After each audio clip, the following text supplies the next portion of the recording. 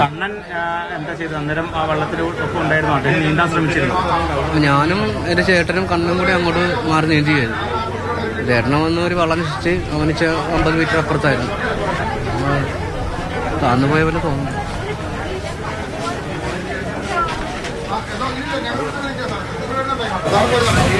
കാണാതായ സുമേഷിന് വേണ്ടിയുള്ള തിരച്ചിൽ നടക്കുമ്പോഴാണ് മറുകരയിൽ ഉള്ള ആളുകളുടെ പ്രതികരണം ലഭ്യമായിക്കൊണ്ടിരിക്കുന്നത്. ഒപ്പം വള്ളത്തിൽ സഞ്ചരിച്ച 23 പേരിൽ 22 പേരാണ് രക്ഷപ്പെട്ടുള്ളത്. കണ്ണന് വേണ്ടിയാണ് തിരച്ചിൽ ഇപ്പോൾ പുരോഗമിക്കുന്നത്. പല തുരുത്തുകളുമുള്ള പ്രദേശമാണ്. മുറിഞ്ഞപ്പുഴയുടെ അതീവ പ്രക്ഷുബ്ധമായിട്ടുള്ള ദൃശ്യങ്ങളാണ് കണ്ടത്. രക്ഷാദൗത്യത്തിന് വെല്ലുവിളിയായി ശക്തമായ കാറ്റും കുത്തൊഴുക്കും നിൽക്കുകയാണ്.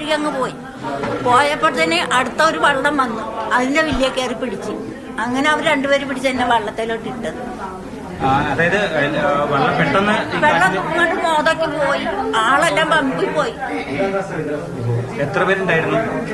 22 പറയണത്. കയറിയപ്പോ അവര് വെണ്ണിയില്ല കാര്യം പറഞ്ഞു. അത് നിങ്ങൾ രാവിലെ ഈ ഒരു വള്ളത്തിൽ അങ്ങോട്ട് അക്കരെ ആ വള്ളത്തെ തന്നെ ഞങ്ങൾ വന്നത്. ഏതാണ്ട് നടുവിലെത്തിയപ്പോഴാണോ?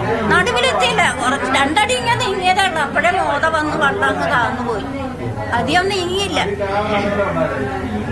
എന്നിട്ട് കുറെ നേരം പിടിച്ചു നിൽക്കേണ്ടി വന്നു. പിടിച്ച് ഒരുപാട് നേരം പിടിക്കേണ്ടി വന്നു. അക്കരെ നിൽക്കണമെന്ന് അയ്യോ കൂട്ടിയിട്ടൊന്നും ആരും കേൾക്കണില്ല. ആൾക്കാർ വള്ളമായിട്ട് വന്നാണ് ഞങ്ങളെ ഒത്തിരി സമയം വെള്ളത്തിൽ കിടന്ന് പതച്ച് കിടന്ന്. പിന്നെ അപ്പൊ ഈ ഇൻഫർമേഷൻ ഇപ്പോൾ ഇതിൽ പുഴയുടെ അക്കരയും ഇക്കരയും ആയിട്ട് മാക്സിമം ആൾക്കാർ രക്ഷപ്പെടുത്തിയിട്ടുണ്ട്. ഫയർഫോഴ്സ് വന്നിരുന്നു, അതുപോലെ നാട്ടുകാരുടെ വള്ളങ്ങളുണ്ടായിരുന്നു, അവർ രക്ഷപ്പെടുത്തിയിട്ടുണ്ട്.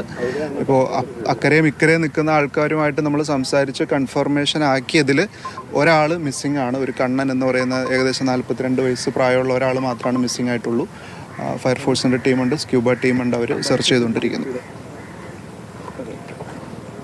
Thank you. കോട്ടയം SP-യുടെ പ്രതികരണമാണ് കേട്ടത്. ഒരാൾക്ക് വേണ്ടിയുള്ള തിരച്ചിൽ ഇപ്പോൾ നടന്നുകൊണ്ടിരിക്കുകയാണ്. രക്ഷാപ്രവർത്തനത്തിന് സ്കൂബ ടീം എത്തിയിട്ടുണ്ട്. ഫയർഫോഴ്സിന്റെ യൂണിറ്റുകൾ കൂടുതലായി എത്തുന്നുണ്ട്.